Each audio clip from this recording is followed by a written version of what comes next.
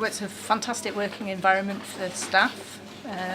We've had good vibes from staff who come to visit us, plus patients. They think it's far nicer to come to our new reception area.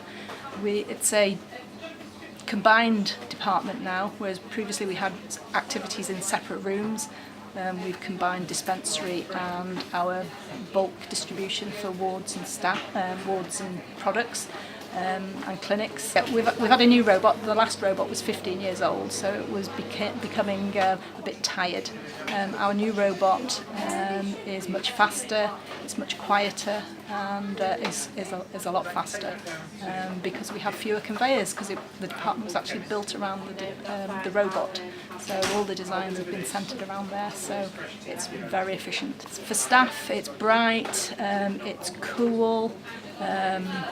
It's 21st century. We've got good shelving. Storage is always going to be an issue, but we're getting there. But generally, so far it's really good.